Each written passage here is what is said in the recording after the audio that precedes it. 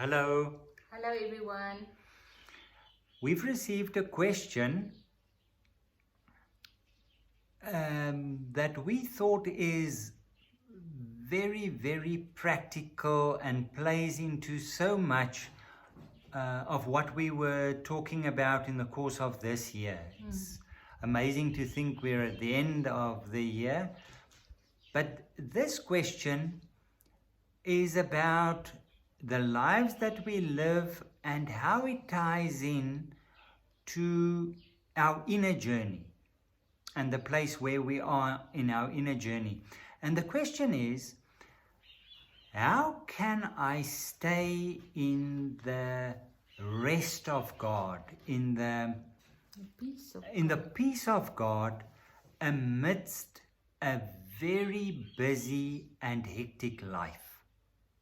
How do I manage to do that? How do I manage to live a quiet, centered life amidst all the demands that I experience in the run of an ordinary day? And we thought that is a very, very practical and important question.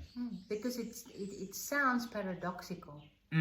It sounds like it would not be possible.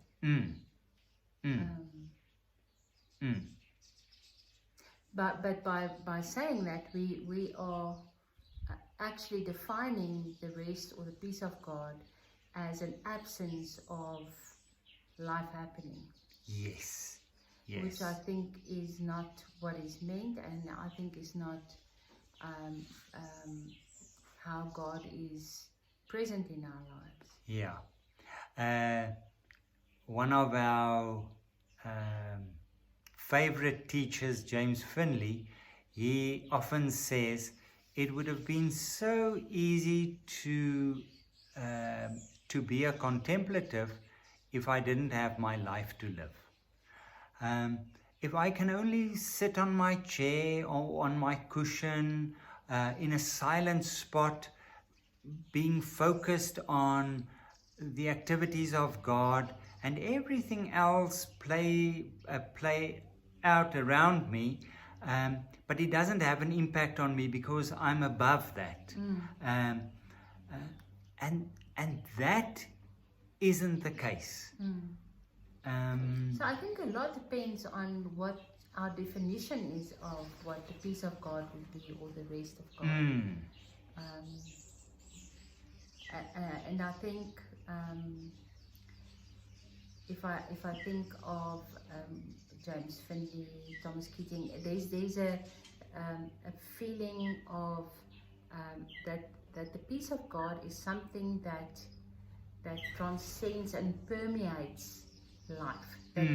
It's like James sees it so well. I think I'll just read it because I can't say it the way that he puts it. He says it's realizing there is a wholeness that utterly transcends, even as it utterly permeates the fragmentation of our lives. It is so vast. The idea that even though our lives seem to be crazy and fragmented, it's actually permeated by God's presence. It's there. Yeah. And Thomas Keating says, in every nanosecond, God, the divine energies are rushing past us. It's there. It's all around us. It's in us. But it's the ability to be aware of that will make us live from that place. Yes. And I think we have to look at really practical ways of doing that, because it's not easy. Yeah. So the presence of God isn't experienced in any other place than in day-to-day living. Yeah. That's where it is. It's not something separate. It's not something above, beyond. It's in daily living. Again, Paula Darcy, God comes to us disguised as our lives. And Richard Rohr often says, God's biggest ally is reality. That's where things play out. But if we look at practical issues, if you live a life that is really, really challenging and demanding, with a lot of things that that you have to balance, in terms of practicalities, also to give yourself a breathing space, because things can really be draining. It can help to look at your life and say, can I make adjustments? Yeah, can I simplify? Can if I there's something that is not really helping, or... And that can be a process of discernment.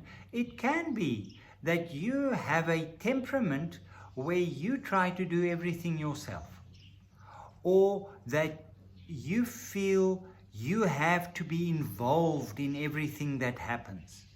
So there might be something that you have to address within yourself, but it can also be that maybe you go about in a roundabout way and it's not as effective as it can be, to make adjustments, and also to ask for help. Maybe there are people who can help you when things really feel overwhelming, people who can help you carry the burden.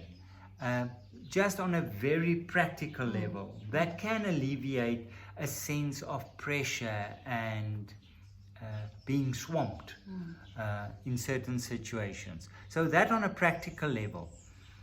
But then in terms of getting in touch with the presence of God amidst everything, what would you suggest in terms of that? We were talking about a formal practice and an informal practice. Also, from personal experience, it helped us a lot. Yeah, I think definitely the practice that makes God,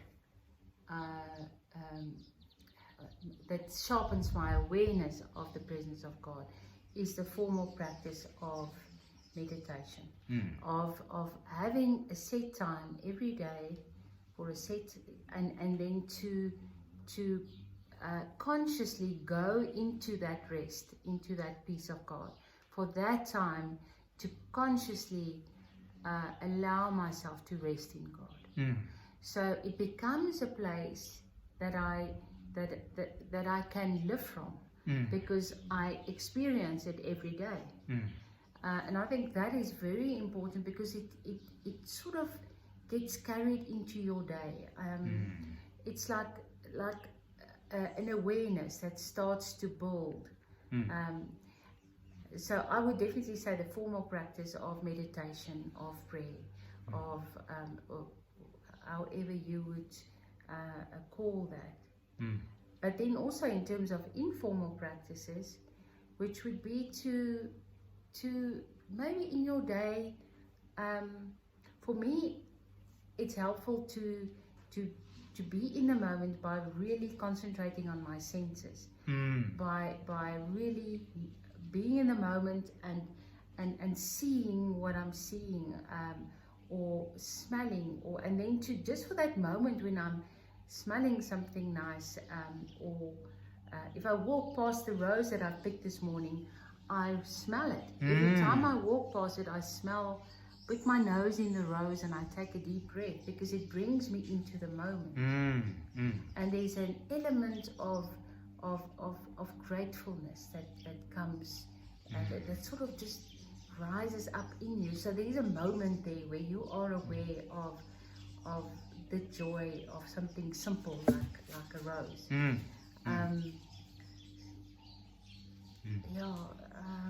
And in the process, because if we are so taken up by all the challenges that we have to face, and obstacles that we have to overcome, we can get snared into, and I say it very delicately, we can get snared in our little lives with these things. They are important. I'm not downplaying them, but it plays out against a bigger backdrop. And through the formal practice and the informal practice, we realize that we're part of a bigger picture. So it provides perspective. And we also feel less alone. Yes. I'm thinking of maybe in set times of the day, people even set their alarms on their phones so that they have a little beep that goes off, and just for a couple of seconds they take a couple of deep breaths, just stop what they're doing, take a couple of deep breaths, and just come into the moment. Yeah. And I think that grounds us again, and it makes us aware, because we are almost on autopilot. Yes. So we have to work around ways of really planning these moments, or practicing to get it into the mind path, the way we think and the way we live, which takes time. Yeah. But then we also know that, like Thomas Merton says, with God a little sincerity goes a long way. Yeah. Just my intention to be aware of God's presence, of God's rest, of that permeated wholeness. I think God helps us in that. And even a small movement is an acknowledgement that there is something else. Yeah. This isn't all there is. Yeah. There is something else. And that is important. I think something that we should reiterate is the fact that my circumstances aren't something that I have to fight all the time. It can be that we have a certain image in our minds as to how things should play out, how my day should look, and almost like your life is in opposition with the peace of God, with the rest of God. Yes. So you have to constantly fight what's in your life to get to the peace. The peace, and it's not a place to go to. It's an awareness of what is in your life. Yeah, yeah. So you're coming in the out fabric of your life. Yeah, you're coming out of a space into this life being lived with all its challenges. Somebody once said, if you see life as a stay in a hotel, you are always going to complain about bad service. And that is not what life is about. Life is difficult. It's a given. It has challenges. So it's not things in opposition. We live this life with everything that comes to us, coming out of this sense of permeated reality with a God sense at the base of it. And as Matilda says, it's a matter of starting again. Some days are easier than others. It helps to have a companion on the journey. It can be a friend, it can be a spiritual director that travels with you on this journey. There's such a beautiful quote that says, a friend is somebody who whistles the tune to you when you forget the words of the song. And sometimes we forget the words of the song. And if there's somebody who can whistle the tune to us and say, remember this, this is actually what is true and the reality of things, so that we don't get snared up in things that take us away from that central knowledge or awareness. I think another very helpful tool is a prayer of examen in the evening. Yes. To sit with your journal, or just to sit and look back at your day, and to think of where you felt close to God, to think where you felt not close to God, distant from God. Distant, what was good, what wasn't good, what was really hard for you, because it also helps to have awareness during your day, because you are actually being more aware of what you are feeling in the moment. Yes. I think that definitely also, and then also maybe what I found very helpful is affirmations. When I'm having a very difficult day, to have an affirmation, like Teresa of Avila, Julian of Norwich, all will be well, and all will be well. It brings a feeling of peace, and it centers me again. So to have something, and I think it's a very personal thing, what your phrase would be, but you can almost feel it in your body. When you say it, you feel that peace coming into you. Yeah, and to explore the things that help you. To almost be on a treasure hunt, as to sometimes we feel so overwhelmed that we don't have the strength to do that. So it's important to rest as well, if at all possible, not to neglect nutrition, rhythms of sleeping. Often that is, those things are disrupted during a real stressful time, but if at all possible, to focus on that as well. So it's this combination of very practical issues tied into this spiritual reality, because they all play into each other. Yeah, because it also doesn't mean that you have to accept everything bad in your life and say that God is in it. No. But that's not what it is. It's also looking at your life and realizing that to be sensitive to your own needs will in many instances be beneficial, or will always be beneficial to your life, to other people's lives, to your work in general. So it's also a case of really looking at what you need, and to make the necessary changes if that is what is necessary. It is not just staying in situations where it is totally destructive, or where you are in danger, or it is really looking at your life and saying, what is it that I need to do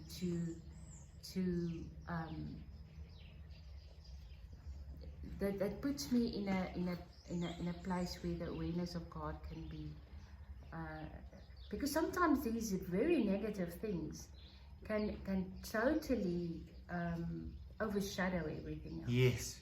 And I don't think God expects of us to live in such circumstances. And that's why discernment is so important. It can be that this is the situation and I have to make the best of it and use it also for my own inner journey, or it can be that I step out of it and I change it totally. It's this constant, and when we talk about this, the idea is it's not one size fits all. It's a process of discernment and how it applies in each one of our lives. Yeah, I'm always so scared that one puts across a message of that what's in your life is God. In the sense that even if it's really bad, you have to see that God is in it. God is in it in the sense that He carries you, that He sustains you. It doesn't mean that you have to accept every bad thing in your life. And God is in it in that He helps us to discover that changes have to be made. Yes. Yeah, I think that's very important. Yeah. at closing, a passage that came to me in the course of this week is Psalm 46, where it's about this person's practical life, and he says, God is a safe place to hide, ready to help when we need him.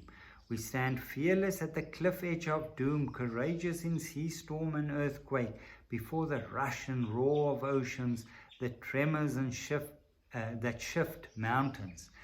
We're not always that courageous, and sometimes we're really dead scared, but this knowledge of God is a safe place to hide. God is the source from which everything comes forth of.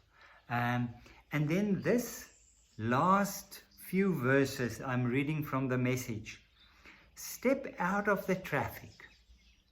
Take a long, loving look at me, your high God, above politics, above everything.